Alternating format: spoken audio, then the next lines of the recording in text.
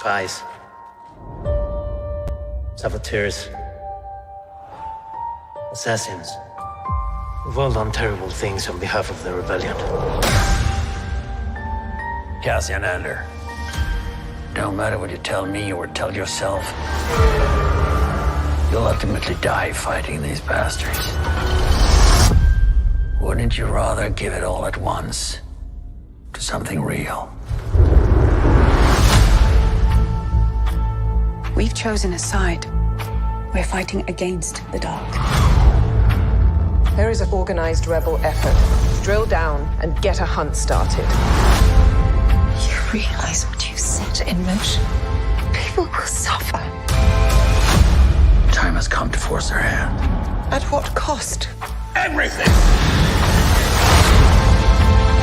Every day we wait, they get stronger. Let's take them by surprise. For the greater good. Call it what you will. Let's call it war. People are standing up. They're afraid. Right now, they're afraid. Let's go! Star Wars Andor, 3-episode premiere, streaming September 21st. Hello and welcome to the Analog Toys live stream. Not really an impromptu live stream, but I thought since Disney Plus was going to air the first 3 episodes of Andor all on the same day, that gives us quite a bit to talk about. And I've brought in a couple of my friends to discuss their thoughts on this new show. So first of all, I have the host of the 3POA podcast, the man with the best beard in the business. It's my friend, Laserpants. How are you, Ryan? Hey, everyone. I'm Laserpants, and I'm here because Tony needed a pretty face on the stream. Well, yes, I did need a pretty face, and that is why I brought in my friend, Scuba Pete. Cheers. I'm all about Cheers. the pockets of fermenting. Indeed. How are you, Pete? I'm good. How are you guys? Doing good. Excellent. So, I very deliberately made the thumbnail and scheduled this live stream the day before Andor went live on Disney Plus, because I decided I was going to talk about the show, whether it was good or bad, and I didn't want people to. I thought if I did the live stream, did the thumbnail and scheduled the live stream after I'd watched the show and I didn't like it, that there would be people in the chat going, "You're only here to hate on it." So I haven't asked you guys your thoughts yet. Nope. Before we get into that, a couple of quick super chats. Mvargo97, thank you very much. He says, really looking forward to this talk. Thank you. Much appreciated. And Jeremy J, best neck beard in the business. You are 100% correct, sir. It's on my cheeks. See? Not just my neck. I hate him. There was another comment I just saw earlier that it made me giggle, so I wanted to bring it up. Here we got Gojatron says, "Is it time for the live stream?" He said, "Sorry, I fell asleep watching Andor." Oh, Goji. Yeah, hello to everyone in the chat. We got Jeremy Jernigan, Drew G, George Aitken. I was going to say Scuba Pete then. He's actually on screen with me. What?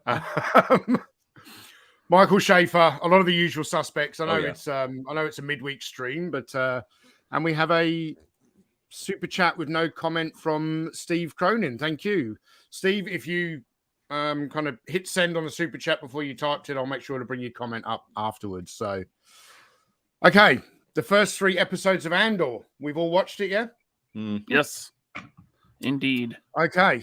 Who should I go first? All right, Pete. Very simply, was it good, was it bad, or were you indifferent about it? With these 3 episodes, I'm indifferent right now. I already had my bar set low, simply knowing that we're Disney Star Wars and we're coming out of Book of Boba Fett and that Jedi thing where Vader shows up again. Anyway, so yeah, I will say I was pleasantly surprised. Okay. Ryan, good, bad, or indifferent?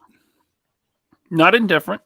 Like Pete, I went in with very, very low expectations.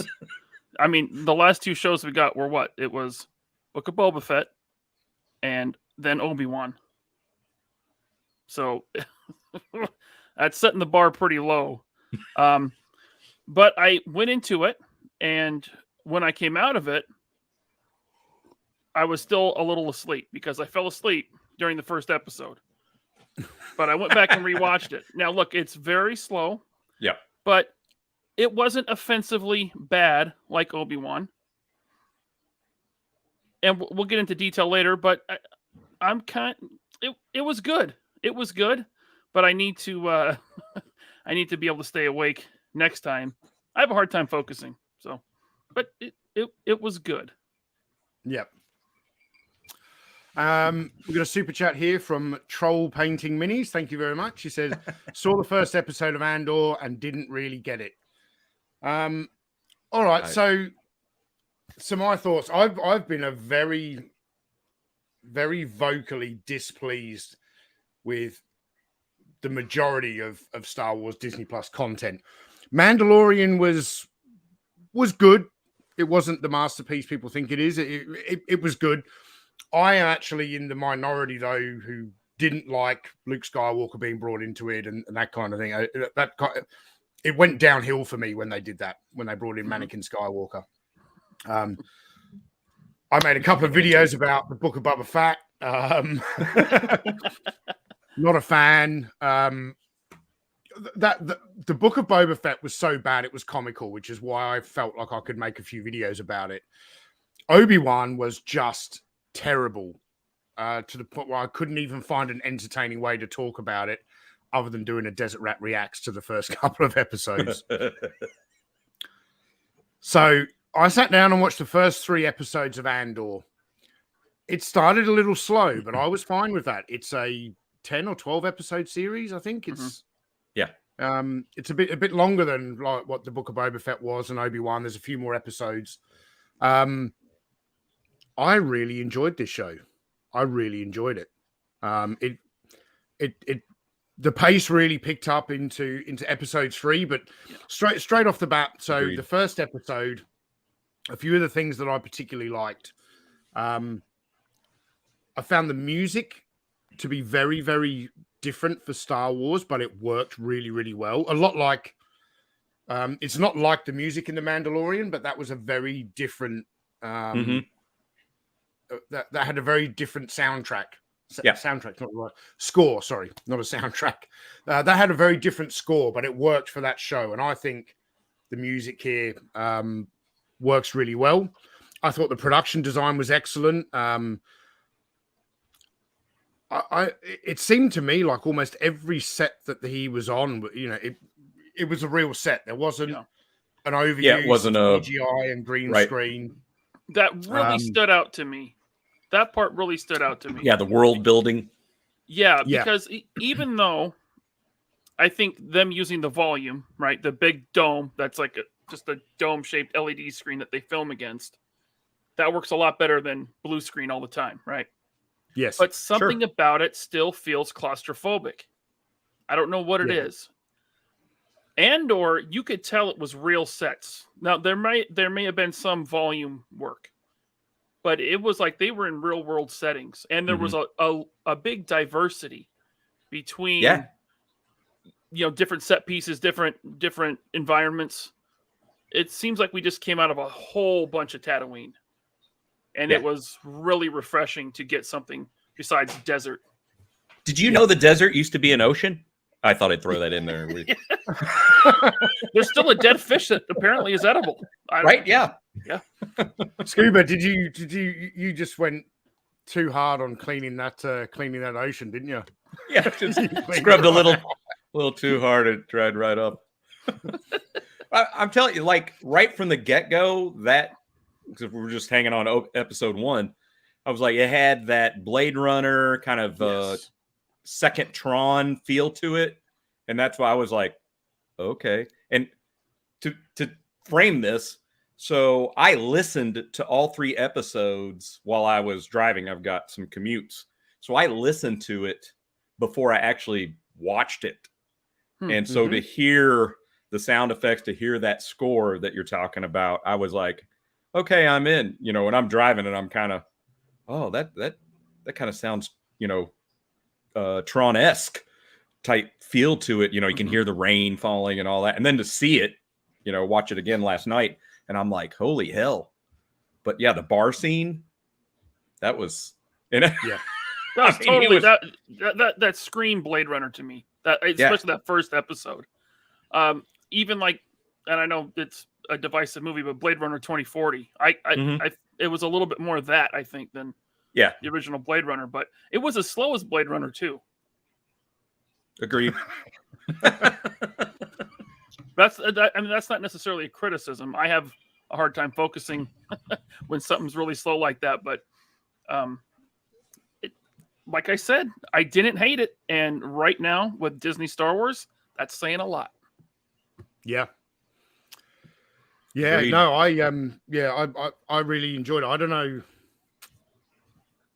So I had a lot of issues with the Obi-Wan show before even watching it, because of, you know, two characters who are so central to the story, where you already know what, actually 3 characters, because 4, Leia, Luke, Obi-Wan, Darth Vader. There's no stakes in the game. You already know what happens to them. With this here, of course, we already know what happens to Andor. If you watch all Star Wars content, you know what happens to him in Rogue One. Hashtag spoiler.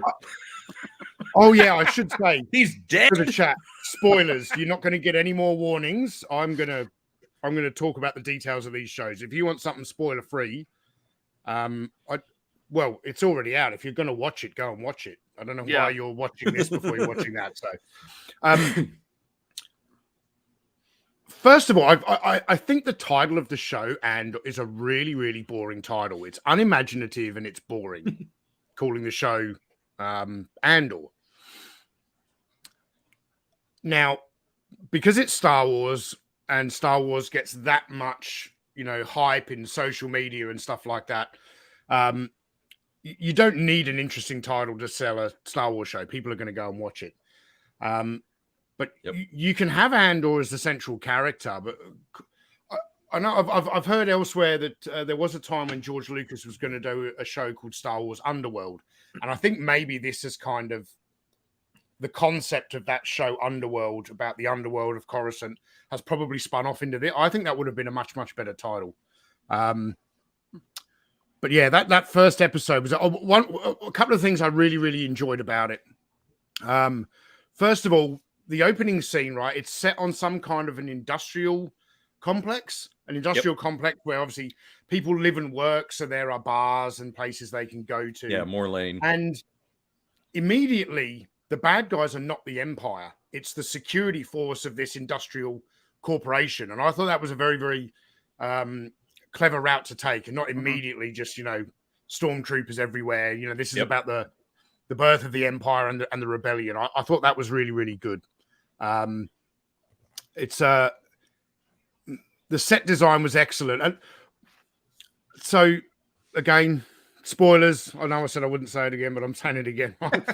So the show opens, Andor arrives on this industrial complex, and he goes into a bar that's obviously, you know, it's implied that there are girls available there, and he has somewhat of an interaction with a couple of other guys at the bar, but then also a conversation with one of the female characters who works in that bar. And immediately I was like, this is better written than most Disney Plus. It's far better acted. I thought that female actress was really, really good.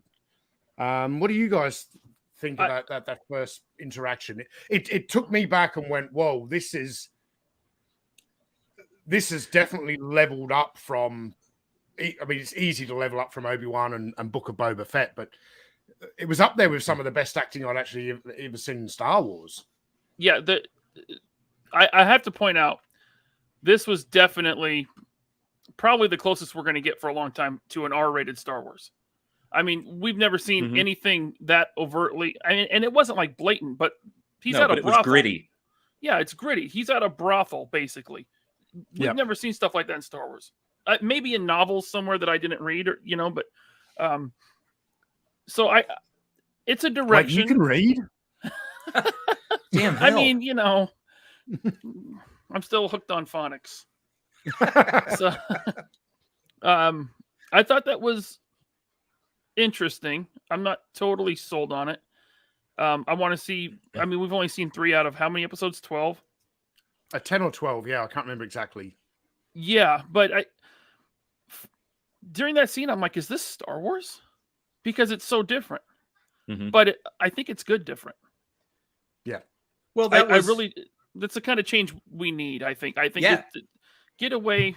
And I used to be opposed to this, but get away from the original trilogy characters. And I mainly say that because Far, far Disney away. screws them up every time. Yeah, well, and so far, there has been no original trilogy characters even mentioned. There's no mention of. Thank the maker. Yeah. Yeah, and that's That's really, honestly, really I mean, refreshing. coming out of those other series, I've said it. We've probably all said it at some point. It's like, for the love of Mike, the galaxy is large and expansive. Mm-hmm. Yep. Go somewhere else. Show us other characters. Now, with that caveat, okay, Rogue One, I liked it. It was gritty. Yes, he's an established character we know, but right now it's just him. He's the only one we know in this, 3 episode offering, and I'm digging it because, like you said, it's not heavy-handed with. I mean, the Empire's mentioned, a symbol shown, but there's not a shit ton of stormtroopers marching around and Imperial officers and somebody's channeling the Force and breaking out a lightsaber for the umpteenth time. Now, don't get me wrong. I love my original trilogy, but I am thankful that right now there's just not any of that. Yeah. Well, I don't think it was episode 1, but there is Easter eggs, but they're very subtle. And only like a hardcore geek like me is going to notice them. And nothing really from the original trilogy, but there is a few things put in that kind of I caught, which was kind of cool. The things they were referencing were cool. Any examples? Yeah, I mean, so Cassian's blaster, one of the blasters he had, and I don't know if it was in the first episode, but I swear that's the blaster Kyle Katarn used in the Dark Forces video game. It looks exactly like it. And then You talking about like the way it rotates, like not Wasn't that that his one. blaster? It's the one that has like a thick barrel coming off of it. Oh, okay, yeah. And then, like I said, this is not the first episode, but the crash ship out in the forest when the kids find it. I feel like I'm getting ahead, but No, that's right. The astronauts have the Separatist logo on their clothing. Yeah.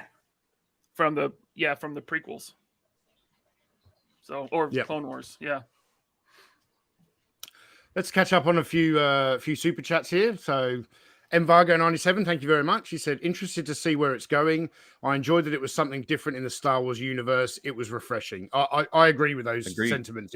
It really did feel refreshing. Mr. Bobby Valor in the house. He says, you know what would make Andor better? A Hell Charger. I'm out. He's got it in the junkyard. For those in the audience who aren't aware, we're doing we're streaming on the 3POA this weekend. We normally do it every 2 weeks. We've decided there's so much to talk about with Hell Charges Extra. We're doing an extra show. So link to the 3POA in the description below. Subscribe or get the fuck out of my chat.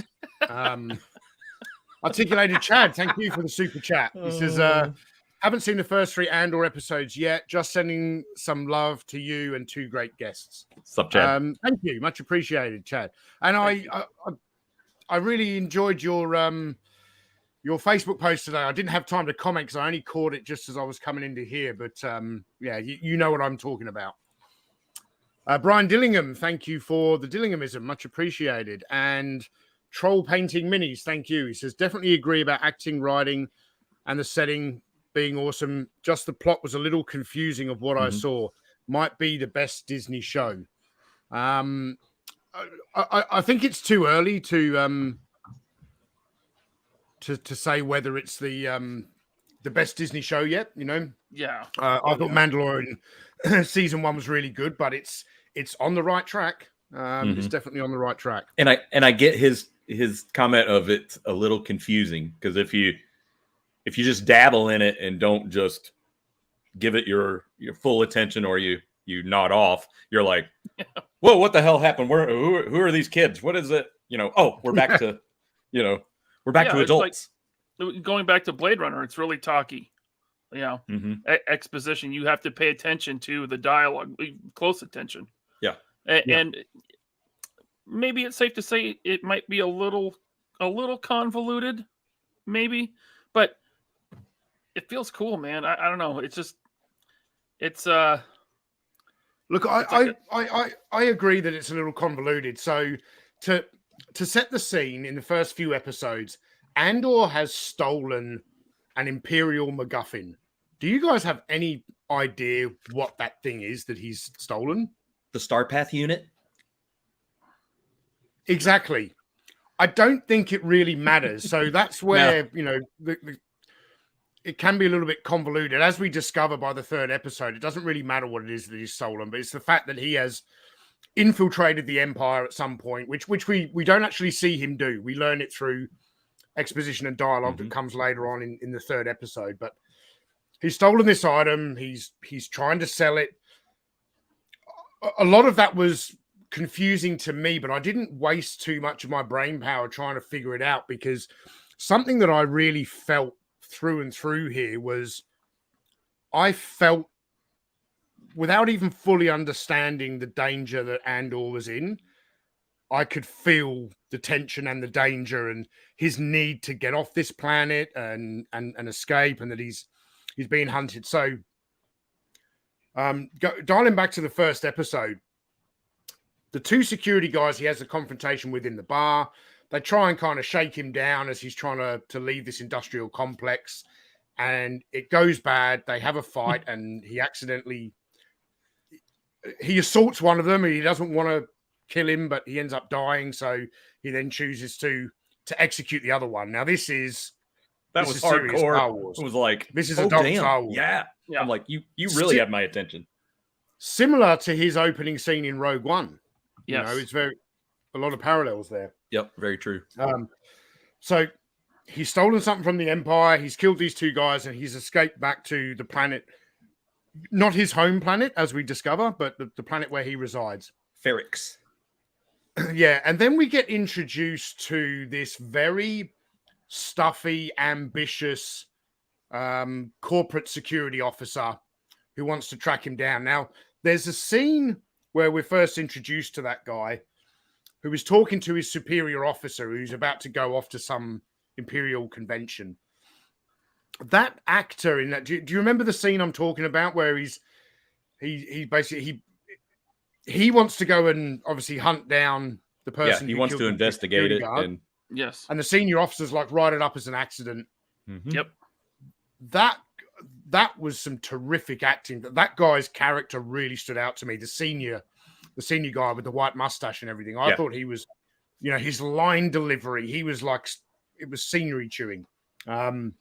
It was, but obviously, it was big corporation, how you would expect them to speak, trying to survive under the Empire and survive and thrive. Like, don't make waves.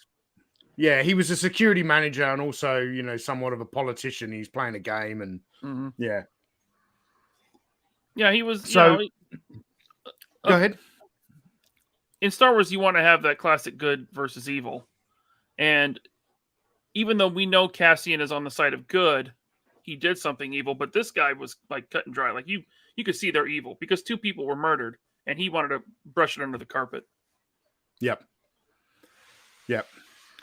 So we get Andor back on this. What was the planet called again, Pete? Ferrix. Ferrix. And then we're introduced to Andor's family droid. I want to say, here's an image of Diego Luna, who I thought was terrific in this. His acting was fantastic. We get introduced to him. You know, this is his look. We get introduced to his droid. Do you remember the first scene? Did anyone sit there and go, "Oh, it's Wall-E"? Yes, A little bit, yeah, with the way he chirps and talks. Wally. Yeah, my kid was sitting there, and he's like, "That's Wally." Like he's even going into that ship, that crashed ship, just like Wally. Right? Yeah. Yeah. It's it's the planet's basically like a scrap metal junkyard, you know. Yeah. And he's rolling through, and he's looking for all his bits and pieces, and it was a cool droid, I thought. Well, it starts out with that hound or whatever that rolls through town and like ends up peeing on B2EMO, the droid. Mm-hmm. Yeah, like on that. That's the first scenes that you see is here's this animal peeing on this poor droid. Yeah, and then it shocks him. Yeah, and he's like gets the little R2 weapon out and yeah. And that's actually a nice little character moment for a droid. I mean, some of the best characters in Star Wars are droids. R2, C-3PO, right? And to see that, it was a nice little character moment, and that screamed Star Wars to me. Like that was one of the first things I'm like, okay, this is definitely Star Wars. I loved it. I loved that droid. It sucks that the droid action figure is packed in with Cassian Andor for $53. Yeah. What? So in the Black Series, they're selling Andor and this droid. Yeah. For $53. Can't you $53. Can't you get B2E like in the parks carded, like Galaxy's Edge? Pick them up carded. Maybe, I don't know. I've only seen the Black Series one, and there's no way I'll ever pay that much. Can't imagine why. Yeah. Gojatron just said Diego Luna is always an executive producer on this. You can tell he's invested, and it's not just a paycheck. That's what a lot of people said was going to be good about Obi-Wan, because Ewan McGregor was an executive producer, and look at that turkey. But this is different. I don't know how long this has been in production for. But yeah, this Diego Luna is an executive producer on this. I don't know how long. I do believe he's invested in this story. I don't know how long the production was, but it was announced 4 years ago, in 2018. Yeah. So it's been a long time coming. Yeah, I mean, Obi-Wan felt incredibly rushed. This feels to me as though it benefited from some production delays, whether they were able to polish the script or flesh out the world a little bit more, whatever they did. At this point, I think the extra time taken benefited this, where, Obi-Wan was, I mean, doesn't take long to squeeze out a turd, does it? No. 3 episodes to squeeze it out and 3 to flush it down the toilet. And then watching the Patterson cut, you're like, I wish I could have just watched this. Yeah. And saved myself hours. We're going to super chat here from Scott Hughes. Thank you very much, Scott. You said, this is the closest we've gotten to what we all said we wanted. Stories in Star Wars that is not about the Skywalker family. I'm enjoying it. Yeah, I completely agree. We've been saying that for a long time. I can remember parts of the fandom saying that back in 1999 when they were saying, rather than going back and making prequels, this is this huge universe. Go off and tell a different story. But yeah. So we spend quite a bit of time on this particular planet, and we're introduced to a few more characters. There wasn't too many images available online. This is the corporate security guard who wants to make I wouldn't say he wants to make a name for himself. This guy is very much cut and dry. Even though his senior officer has said, no, write it off as an accident, and he goes off to some Imperial convention, he's like, no, 2 of our security guards have been murdered. Yeah. I need to hunt this guy down. And he is very much a crime was committed here, and we need to enforce the law. It makes him quite an interesting character, because I wouldn't say this guy is kind of evil through and through. He's just very much he's a corporate man. He's got a job, and he's like, I need to do my job. What did you think? First of all, his name is Cyril Karn. Okay. Karn. Yep. Deputy Inspector Karn. Yes. I mean, he didn't really stand out to me much, so I was basically kind of indifferent to him. Yep. He served a purpose. I felt like he went to the Tom Cruise School of Acting. Like, just listening to his character the first time, I was like, it felt like that was Tom Cruise talking. I mean, I appreciated him more physically watching him act. But yeah, that first meeting, you were like, oh, well, who's this dude? And then as soon as you cut to where he's basically going, well, screw that, to his superior.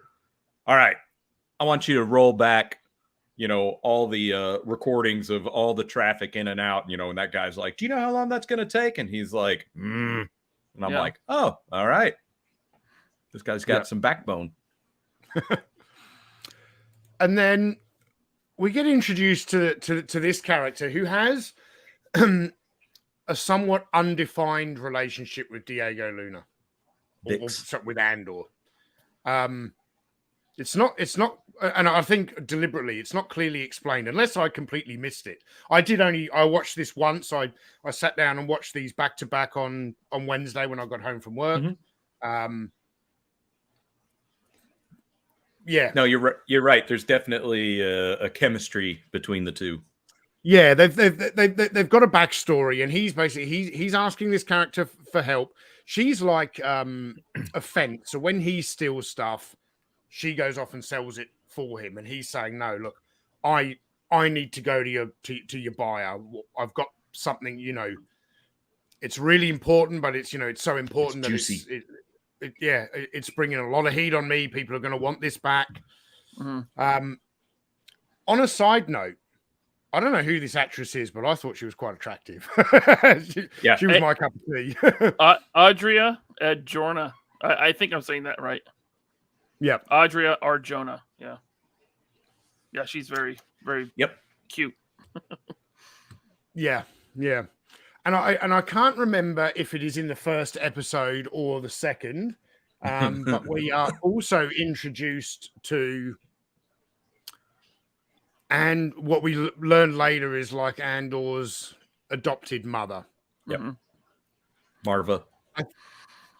I think this is the right kind of moment in this chat to start discussing the flashback scenes. Okay. So there are some flashback scenes to Andor when he's a child. I did like the fact that they are all speaking a foreign language, but no subtitles are used. So, you're just following the story through the visuals. Yep. How did you guys feel about those flashback scenes? I thought it was cool. I mean, but I'm a big fan of Neverland and The Lost Boys. So I thought it was awesome. No big, whatever. Go ahead. Sorry. No, go ahead, Pete. I immediately, you got a few seconds in, and I'm scanning around. And I'm like, there's no adults in this tribe. So I immediately had Star Trek, The Children Shall Lead episode, where when something happened to the adults, and that's why they're all en masse together, in community. And I'm like, oh, this probably isn't good. I got a bit of a Lord of the Flies vibe almost. Yes, definitely. Yep. Yeah. I have that also in my notes. Yep. Oh. Boom. So almost immediately, it took me a moment to get my head around okay, they're speaking a foreign language, but you don't need to worry about following that, Not like Jawa. I was on my laptop keyboard hitting the S button, seeing if subtitles would come up, but nothing.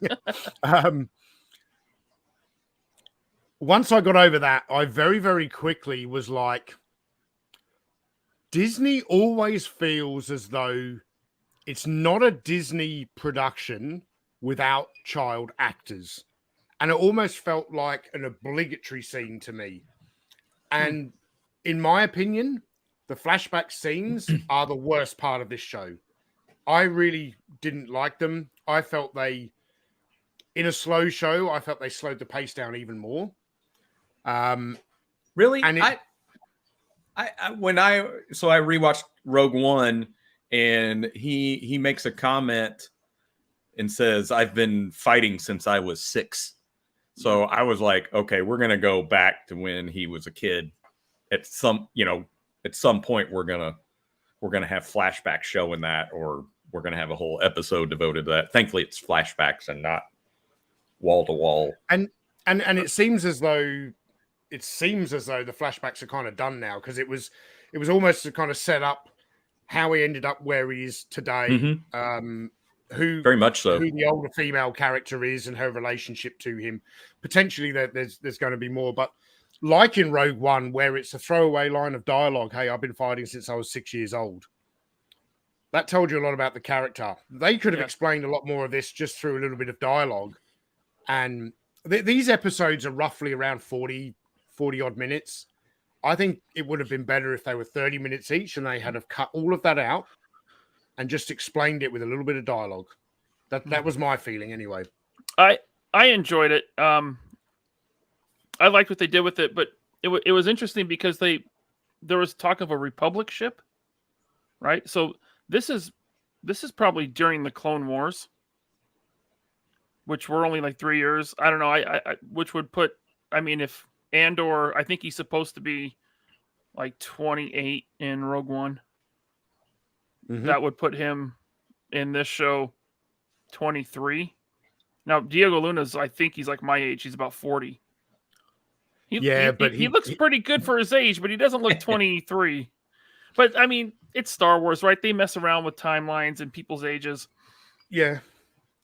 I was going to actually bring that up. I'm glad you reminded me. Okay.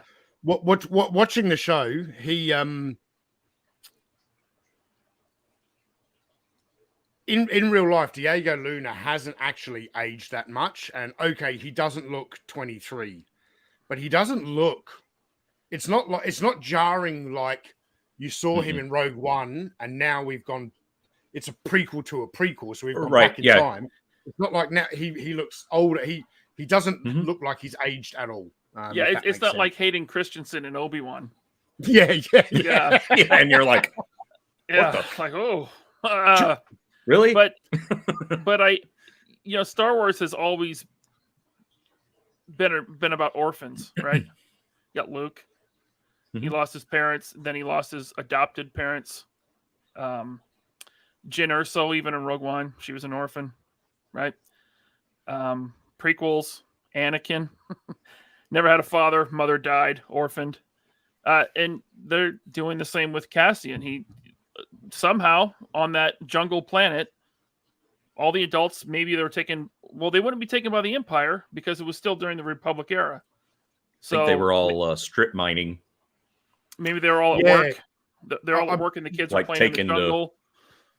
But then, like we see in that episode 3, he's picked up by a couple of separatists. I forget their names, but we'll probably see him be orphaned again. I don't think we're done with the flashbacks.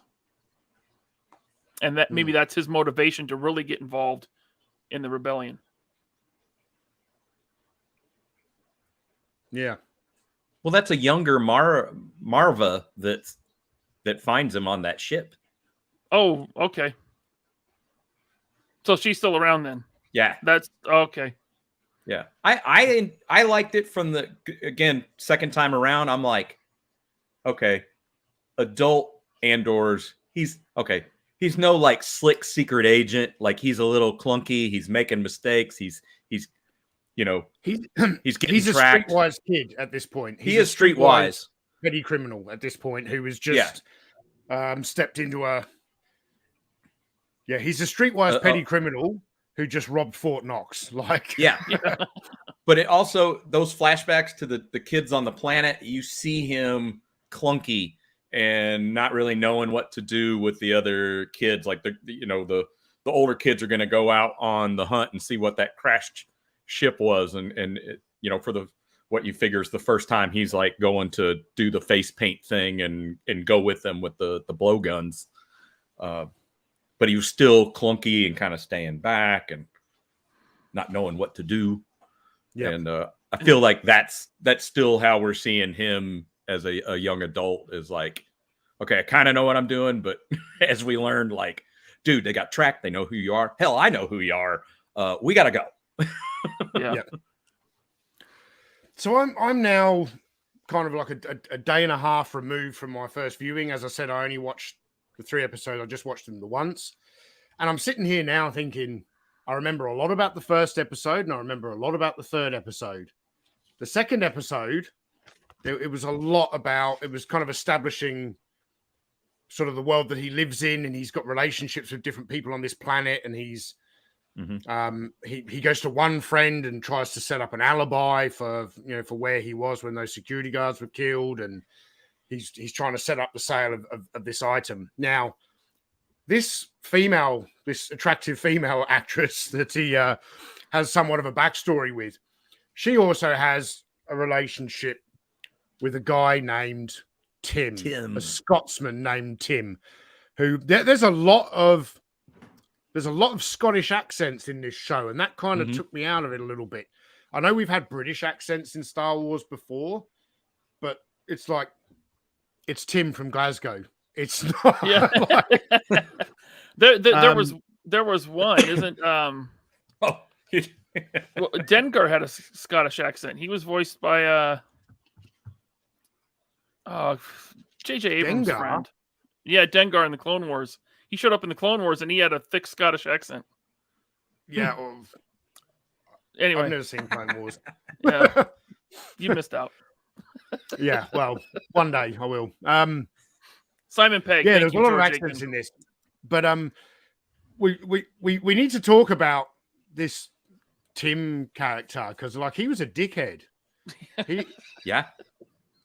He's obviously, there's a backstory, there's history between Andor and Hot Girl, right? Bix. And even though you can tell that like they're not in some kind of a relationship, I was like, are they brother and sister, or did maybe they both came from that same planet, or whatever? It's not really explained. But because there's this history, Tim is a little bit jealous because he's in an on-off relationship with Hot Girl. We get our first implied, it's not our first implied sex scene in Star Wars, but the fact that these two characters have sex in the 2nd episode, you don't see it. That's implied even more so than the fact that at one point Anakin and Padme must have had sex. You know what I mean? Sure. Yeah. I mean, when she shows up at his pad, you're like, hello. Yeah, and you see the boudoir in the background, and then she wakes up and she's in bed and he's sitting in the corner like a creepy old guy just staring at her. Right? Yeah. Well, if you remember Irving Kershner, you know what he said about sex in Star Wars? No. He said the closest thing to sex in Star Wars, the equivalent to sex in Star Wars, is the kiss between Han and Leia. That's the equivalent of sex. That's as much as we acknowledge it, or he's something along those lines. Yeah. Oh, Irving Kershner. Yeah. Yeah, and that's what makes this show a bit different. Like in that first episode, you can tell that he's in a brothel. It's not just a bar, right? That kind of a scene, we've never really seen that in Star Wars. But unfortunately, creepy dickhead Tim, who's sitting there, if you're ever having like a bit of a sexual fling with someone, right, and you go and spend the night there, male, female, whatever, more power to you. If you wake up in the morning and that person is sitting in the corner just staring at you, get out, because they're a fucking That's weird. It's weird. I thought we were gonna get scene of someone masturbating in Star Wars, but he's sitting there racked with guilt because he has. Do Americans know what grassed up means? No. If you've grassed someone up to the law, you've he contacts that security organization and says, "Hey, the guy you're looking for, this he's on this planet. He has just grassed him up to the authorities." So if you're a snitch is what you would call it in America. So snitch. People call a snitch in American prisons, in a British prison is called a grass. Okay. So he's grassed up Andor to the authorities. So he's dude, that chick was really hot. Like, why would you fuck that up so badly? Yeah. Yeah. And I think that's where he's like, wow, that was really great. Oh shit. Oh no. But then he's also like, oh yeah. Hey, whatever I was worried about, I'm glad I ratted him out because let's take him out of the picture. Yep. Any more thoughts on the second episode? Like, I think that was probably the weakest of the three for me. Definitely. No, things really kicked off in the third episode. The second the last thing the second, and I thought it was a little annoying at the speed with which the corporation was able to Deputy was able to piece together, this is who we need, this is where we're going. Just not that, you know what, it didn't really deserve, multi episodes of them trying to discover. So I mean, it's a catch-22. I'll shut up. Although I will say, so with that security element, right? The senior officer, he's gone off to his convocation, whatever. Yeah. So this young officer, he's adamant, right? I want to hunt down this murderer, and he brings in like a senior sergeant. It's like Condor and Desert Rat, right? And the senior sergeant comes in. He's got another Scottish accent. Sergeant Mosk. Oh, was that the same actor who played the commissioner in the Matt Reeves Batman? No, I don't. No. No, but he was in the EastEnders. Commissioner Gordon? No. Well, in the Matt Reeves Batman, Gordon was not the commissioner. Oh, that's right. I don't know. It's the same actor, and he used to be in EastEnders, which is like, the London version of Days of Our Lives. It's the same actor. He like fell into obscurity when he left EastEnders years ago. Now all of a sudden he's Commissioner Gordon. Now he's in Star Wars. Are you saying he finally got his career all ironed out? Dong. Yeah, I know. Retro blasting in the house. Yes, we are talking about that prequel to the prequel that was also a sequel to the prequel. Exactly. And Michael, you know me. I'm always honest with my opinions. I have not been a fan of much Disney Plus. The only thing that I thought was even halfway good, Mandalorian season 1 was good. I hated Anakin Skywalker. This I actually really enjoyed. I think heading in the right direction. I think Michael would enjoy the first 3 episodes. Definitely. Yeah, Michael, if you can steal someone's Disney Plus password, in fact, I'll give you mine, mate. I'll send it to you after this, and you can go watch it if you want. Where were we? Oh, so the Scottish security sergeant, and he, they have a conversation about, how many people should we take? And he's like, yes, sir, show of force. Because I think initially it was going to be 6, and then they go, no, we're going to go 12. 2 squads. We're going to take 12. So 12 of these, what we learn later, the locals call them the blue shirts, I think it is. You hear them say it at one point. Based on their blue and orange uniforms that kind of Bespin Guardish. Yes. I was just going to say that. They reminded me of Bespin Guards, yeah. Yeah. Yes, Michael. Michael was saying he's been suspicious of people saying it was slow, which was an indicator to me that I might actually dig it. Yeah, I really think you would, Michael. I didn't have an issue with the pacing of the show. There are flashback scenes that I think we can do without, because every time we went to a flashback scene, I was like, I want to go back to the current story. I was engaged in that story. I felt tension.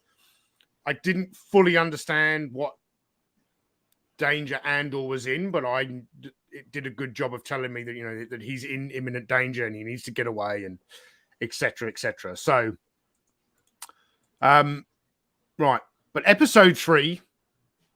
I don't want to speak for you two gentlemen. Episode 3 is where this starts to get really fucking good. There's some good action in this. Yeah, there's some good acting. Some killer What were your dialogue. overall thoughts of episode 3? Pete, you go first. Yeah, I fucking loved episode 3. If I was, no, 1 and 2, like I said, I was kind of indifferent, but 3, I was like, it's because 1 and 2 were slower paced, and now I can appreciate some of these characters. You can appreciate the danger that Andor's in, and some of those dynamics. That just makes episode 3 all that much more exciting. Yep. Yeah, Ryan? Slow build up, and this was like, oh, we're getting into payoff. This is payoff. This is exciting. I dig this. The blast, that's when the blasters came out, and a few more things were explained, and I wasn't so sleepy. All right. Well, episode 3 kicks off with the introduction of Stellan Skarsgård. I am terrible at remembering new Star Wars names. When you've got Deputy Cyril Chili Con Khan and weird names like that. Luthen. He's Luthen. Yeah. Well, this is Stellan Skarsgård. He's awesome in everything he's in. You've got the hot chick, you've got the stuffy officer, you've got the Scottish sergeant. That's how I refer to people. I would need to watch this a few times to remember the names. But yeah, the third episode, if I remember correctly, it kind of kicks off with so this is the secret buyer of the stolen stuff that who Hot Girl was managed to convince to come to the planet to actually meet Andor in person and buy this item from Andor. Obviously, he's got his own motives, as we learn. But at the same time as this, we also have the blue shirts kind of arriving on the planet to hunt down Andor. So everything ramps up. People are actually now on the planet trying to hunt him down. He's trying to evade capture, meet this guy. What did you think of the bus scene where he's like talking to a salesman on a bus? He's got a funny hat and a mustache. That dude was. I was like, that guy's costume was very real world. It was like, I don't know, something out of Doctor Who. I don't know. It was something weird. Like, I was like, shit. It felt like a bit of filler for me, right? And all of a sudden, he's on this bus. He's coming into the main part of the city to meet Andor, and he just has a throwaway conversation with a character from Mary Poppins. Like, yes, Mary Poppins. That's a good one. Yeah, because I got you ever been to Ferrex before? If you can't find it here, it's not worth having. It's like, what the hell? So, what did you think of Stellan Skarsgård in this? Oh man, I loved him. He like when he came on screen, he has a voice that's instantly recognizable. Like he is almost like almost on Morgan Freeman level, right? Like you hear Morgan Freeman's voice, you're like, oh, okay, Morgan Freeman, I better listen up. Same with him. And so when he came in, that was when I started, okay, time to get drawn in now. I got to pay attention.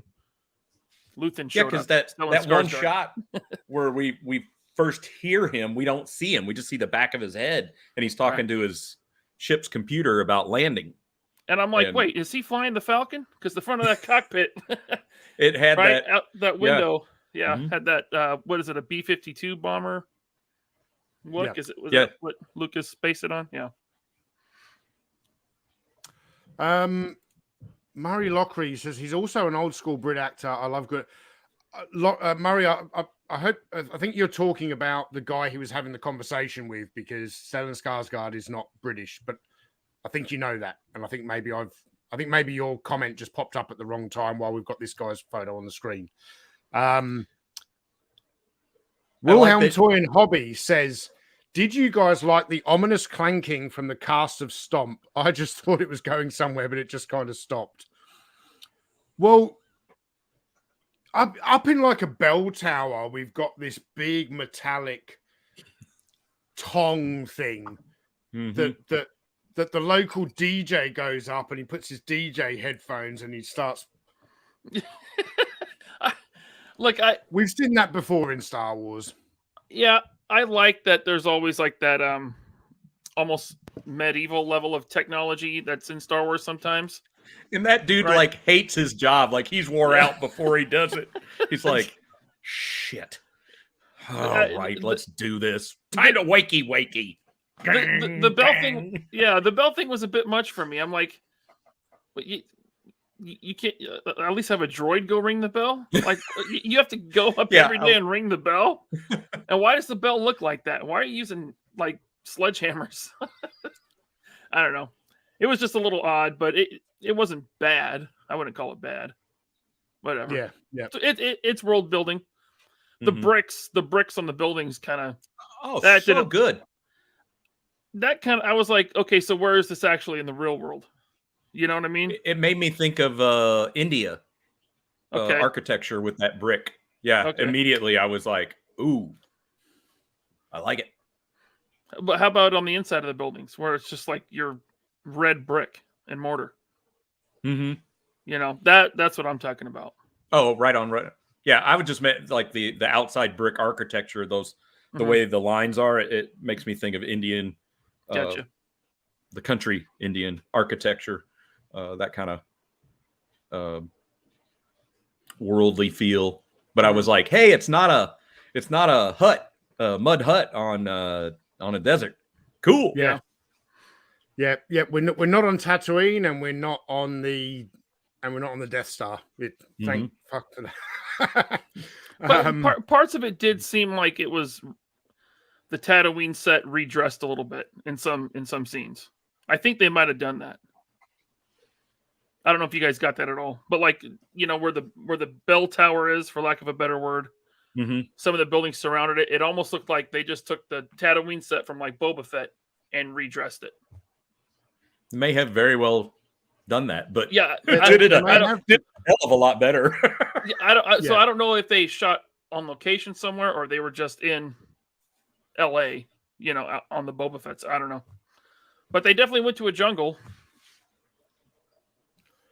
Well, George Aitken says that they filmed some of Andor in Blackpool in the UK, and really, I would say that. I mean, Blackpool looks pretty much like a scrapyard, so it's probably this planet they were on when they filmed in Blackpool. No offense to anyone in the audience who's from Blackpool, but I'm not a fan of the place.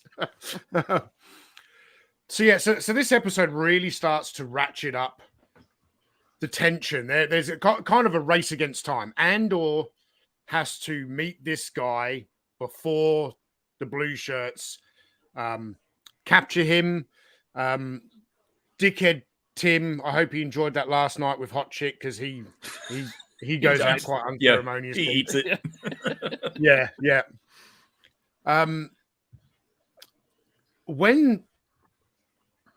What's Skarsgård's name again in the story? Luthen.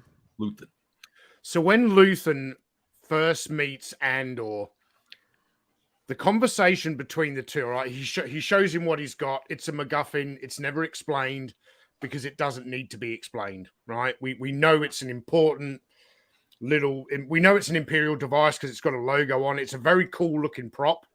Very, very cool looking. It's like, hey, it's this really, really important Imperial thing. It can Luthen then kind of reveals that, okay, yeah, it's cool, but I'm actually more interested in how did you get this thing? And he now all of a sudden is recruiting Andor for something bigger. How did you guys feel about the way that played out? I felt like I almost got the feeling he was there just to recruit Andor, because Andor doesn't trust him, but just through his words, he brings Andor around. I mean, he gains Andor's trust pretty fast. Mm-hmm. Yeah. So I like that aspect of it, and I think it's kind of obvious he's recruiting him to the rebellion, or at least a sect of the rebellion. Yep. So that's cool. Yeah, it felt like a buy one get one kind of deal. But yeah, the instant that he's already set those charges on the door before he ever came in, and Andor's like, "What the? How did you?" Yeah. Yeah. Like, okay, you have my attention. He's got a really cool walking stick as well. Yeah. It's the closest we get to a lightsaber. There's a bit when he enters, he's been carrying around this walking stick, and then as he goes to enter the building, he kind of turns it around and it retracts like a lightsaber. I'm like, that's the closest thing we get to a lightsaber in this show so far, anyway. It made me think of like a asp baton, where he just I don't know. I wonder if they'll be able to restrain themselves and not bring Vader in or Tarkin. I feel like, maybe we'll see another Rogue One-esque Vader scene, or Tarkin or Krennic, maybe. Who knows? I just don't know if Lucasfilm or Disney will be able to restrain themselves from doing that. I really hope they do. Because I'm enjoying this show. I'm enjoying the characters. I want to learn about more characters. In fact, Wilhelm Toy and Hobby here says Andor leaves this planet and all his friends and family. With the amount of time we've spent on this set and with these characters, I'd imagine we'll be back. Yeah, there's a lot of plot threads surrounding the relationships Andor has with the different characters on this planet. Mm-hmm. I would be very surprised if we don't come back, and they're the plot threads I want to see wrapped up. I don't want to see this culminate in, oh, fuck, Darth Vader again, or whoever it is, Yeah. We then get a really the best action scene in the series so far. They're in this kind of odd, like it's an industrial type building. There are all these devices hanging from the ceilings with chains. I thought that was a cool little place to have a set piece. The action in this is actually pretty good. There's some action out in the streets. The blue shirts are probably worse shots than stormtroopers. Yeah, I saw that go by in the chat. I think they are. Yeah. Well, for as much as Mosk can scream what sounds like, oh, he's a highly trained military man. I mean, because his whole dialogue is, North team, South team, regroup, pincer movement, and they're getting just like bing, bing. It's like they can't hit the broadside of a barn. Yeah. Yeah. So at one point they capture Hot Girl. They also track down his adopted mother. Mm-hmm. And then basically, they leave a couple of guys with her, and then they sort of take off on the hunt for Andor. And there's after they have that kind of shootout in that building where he's got the charges on the doors and everything, and they escape through a tunnel. I really like the bit where you've got the Scottish sergeant, and they're kind of set up down the street waiting to ambush them as they're fleeing. And then they appear behind them. And it's like, oh, fuck. Everything goes wrong. Yeah, that was delicious. There was just a little bit more substance to the way the action scenes and it was all playing out. Okay, when you take the logic from an episode of Obi-Wan where, there's a brief shootout at some laser gates, and then he shoots the laser gate to go rather than just walk around. Like, the logic there. Oh. This is not the same stuff. This is actually well thought out. It makes sense. It's taken seriously. Yeah. I just feel like those other shows, the writers or whoever's in charge of making those shows, they're not taking them seriously. They're just, we'll throw lightsabers in and bring back this character that everyone knows, and it'll be great and they'll love it. Go do it. Get it done. We got 3 weeks to finish. Yep. Yeah, it does a excellent job of keeping the tension in the seriousness of this moment. Like, you got to get the hell out of here. I mean, like, shit's going sideways. All right, we're also going to make the goons look like goons. You know, we're going to send the speeder bike. We're going to send the land speeder by, and they'll chase it like, get him. And look, on the speeder bike, their hair is moving. Unlike Cobb Vanth. Oh. Cobb Vanth and his hairsprayed hair on Tatooine. Yep. They so at the end of episode 3, they make their escape on the speeder bike back to was it Luthen? Back to Luthen's ship, Luthen. and they flee the planet. So Cool ship too. yeah, yes. So my predictions for kind of where this is going, basically, he's going to take Andor back to, you know, whatever planet that he's from. We've seen snippets from the trailers that, you know, he is some kind of a politician on one of these planets. You know, I've seen snippets in the trailer where he's wearing a fancy wig and everything. This guy, Stellan Skarsgård's character, is not a fan of the Empire and what the Empire is growing into. So I envisage that obviously he recruits Andor, and he's now going to start sending him on missions. And I hope we get a couple of really interesting missions over the next few episodes where we start to see how Andor applies the tradecraft that he's already got, but also how that develops with the assistance of, you know, the early parts of the rebellion. Pete, where would you like to see this show go? Well, like you said, that phrase tradecraft, that really rings for me, because already Luthen's like, wait, you brought a comm device to this meeting? He's like, give me that. You know, yes, first rule, don't bring anything you can't control. And he smashes it. You know, it's kind of like, kid, you're going to get a real quick trial by fire, and then we're going to set you loose, you know, for the good of the rebellion, or whatever you want to call it. But yeah, that's where I hope we get more seeing him become hardened, where he's using that ruthlessness that we've already seen that's in there, you know, in that opening moments of episode 1. Like, all right, we know where he ends up in Rogue One, but it's like, that's the kind of meat that I want to see, you know, is how we got there. That is interesting to me. We already know the destination where Andor goes, but we're going to see the journey. Yep. Right. Yeah. I like that. And I think another thing that's going to be really interesting to see in live action is that in Rogue One, obviously Saw Gerrera plays a pivotal role, but not a huge role.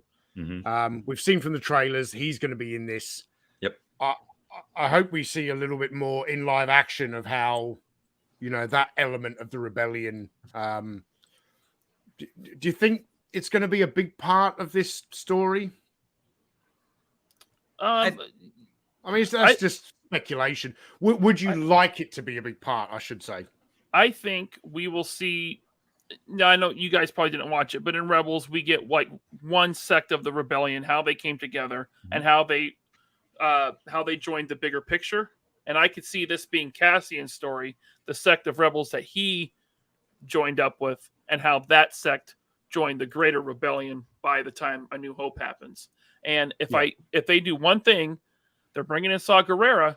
I want to see how Saw Gerrera and Borg Gullet met. I want to see how that relationship formed and how they got together. Because Borg Gullet, I don't know how you guys feel, probably one of the best characters in all of Star Wars.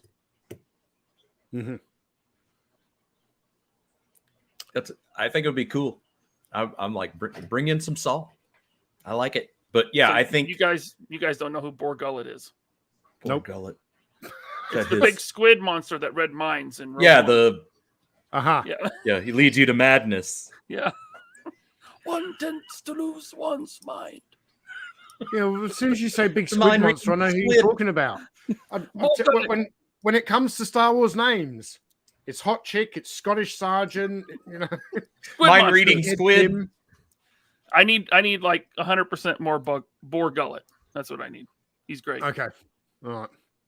Action Pop Dad, thank you very much for the super chat. He says, it's late, gonna sleep, but great stream, guys. No problem. We'll be wrapping See this you, up Nick. shortly because I don't feel like we need to over talk this. But thanks for being here. Yeah, I think so. So I started a poll in the live chat before we went live saying, and the chat was, if you watched the first 3 episodes, or did you enjoy the first 3 episodes of Andor? Yes or no? And it's 58% yes, 42% no. So I've seen a lot of comments. Obviously, I've been promoting this live stream. I've seen some comments on social media. I actually had to block a guy from the live chat 24 hours ago because he was being overly rude. A lot of people saying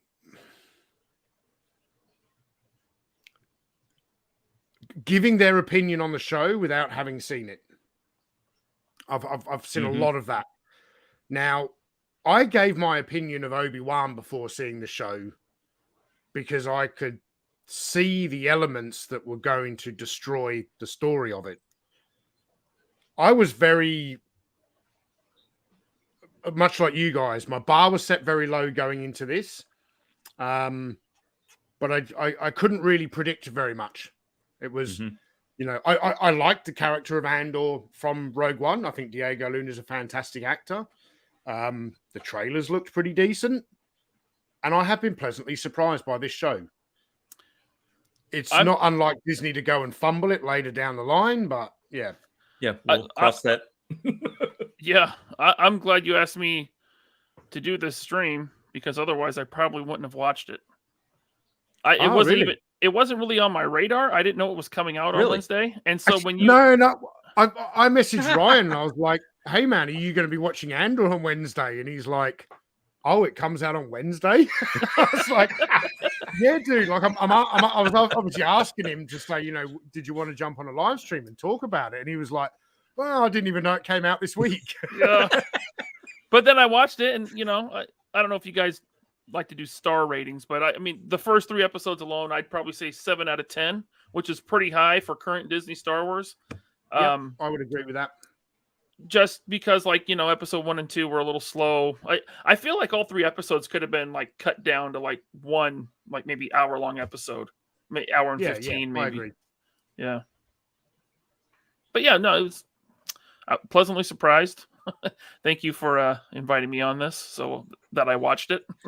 George says, do we need subtitles for the Glasgow accent? No, you don't, George. Jason Anderson says, I guess there are 2 barometers. Is something good compared to its peers, and is something just good?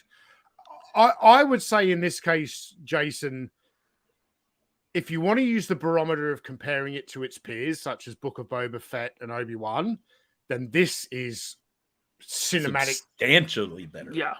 This is the original trilogy. Close to a masterpiece. Yes. I would say with that comparison, this is the original trilogy, and Obi-Wan and Book of Boba Fett are the Ewok movies. Yeah. Well, you're not far off. No, I definitely recommend for those who haven't seen it and are kind of on the fence. I mean, even Sal in our group chat said, "Hey, if you guys tell me it's good, I'm going to watch it. Give it a go. Give it a go." Yep. There's still several episodes left where the train can fall off the tracks, but from what I've seen so far, this is well directed, it's well written, it's well acted. And I think the fact that when your lead actor is the executive producer, I can't see a sudden shift in tone as the show goes along, or I'm confident going forward. Yeah. I would say that. I go back to Obi-Wan, where a lot of people were saying, yeah, but Ewan McGregor's the executive producer. I didn't like that show from the first episode. And I never even finished Obi-Wan. I couldn't finish it. I got through the first few episodes and was like, this is just, I would, yeah, I'd rather spend time getting a tape measure out and measuring my own turds and seeing which, seeing how big I can get them. Oh, God. Oh. Come on, we've all done it. We've all laid one in our life where we've gone, holy shit, that's a record breaker. I can just hear Sergeant Moss saying, "That's a big crap."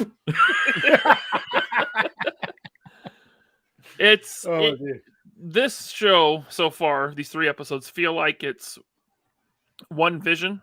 It's not storytelling by committee, which is also what I think the other Star Wars shows are. It's like boardroom, right? Like 10 people, and they're writing this show together, and they all have their own ideas. And well, we have to have this random thing. We have to have this Easter egg and this callback. This just feels like Tony Gilroy went in and said, "I have a story. Let me tell it." And they said, "Go ahead." Now, Tony Gilroy didn't direct every episode of this, did he? I don't know. I'm just assuming. They brought him in after. I thought he was the showrunner. He's the showrunner. I don't think he directs every. He directed the first episode for sure, and I think the third, someone else maybe directed the second, which is maybe why it's a little bit more forgettable. But yeah, unlike other Disney shows where we've seen big tonal shifts and even shifts in the style of cinematography from episode to episode. It's almost I think back to The Mandalorian. It's like you know damn well which episode what's his name, Rodriguez, the El Mariachi director, what's his name? Oh, Robert Rodriguez. You can see Robert Rodriguez's style of this here, like you say, it's a single vision so far, and I hope that does continue. I really do. Tony Gilroy is credited as the creator. Yeah. So I don't see who directed what, but he definitely directed the first episode. I think. Okay. Yeah, I think he directed the first and the third. So, but being the creator, if he's the overall showrunner and he directs, even half of the episodes, it fills me with confidence going forward. So, I love that Jeff Morris said, "Is Tony actually Drax?" What? Drax from Guardians of the Galaxy? Yeah, I have legendarily huge turds. Classic. Yeah.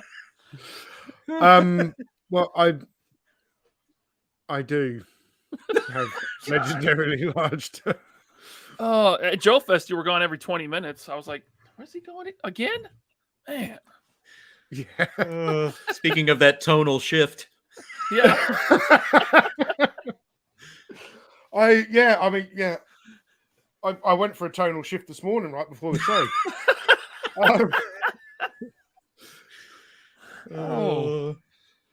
Couldn't measure that one though. It was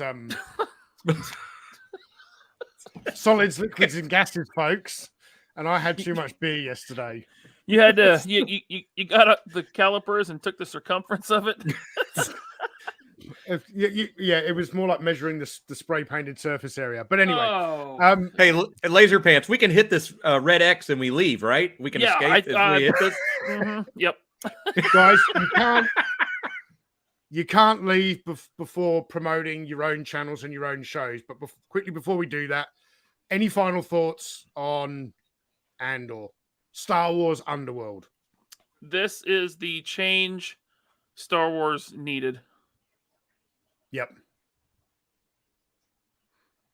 Agreed. Hey. Yep. They're if they were listening to what I was saying and so many others, they're giving us what we wanted. I wanted other worlds, other characters. I saw somebody say, I didn't know who these characters were, so I couldn't become invested in them. And I was like, the record player in my mind just went like, yeah, really? I'm like, that's what's opposite for me. Yeah, opposite for me. I found all the new characters to be refreshing, the style of storytelling. The quality of everything from the sets, the acting, the writing. This is a big step up, and guys, this is coming from a Star Wars Disney Plus hater. I am a toxic man child when it comes to Disney Plus Star Wars. So yeah, I recommend it, but my opinion doesn't mean much. So yeah, if you don't have Disney Plus, I recommend you borrow someone's. Don't give them money. Yeah. Oh, I'm not telling anyone to sign up to Disney Plus. You know, the good thing for me now is I don't pay for Disney Plus anymore because I got rid of it, and my wife now wants Disney Plus. Okay.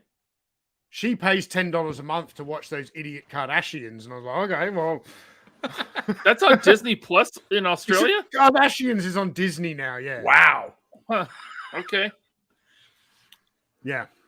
It's weird. There you go. You know what else is on Disney Plus? The Orville. Schwarzenegger's Commando. What?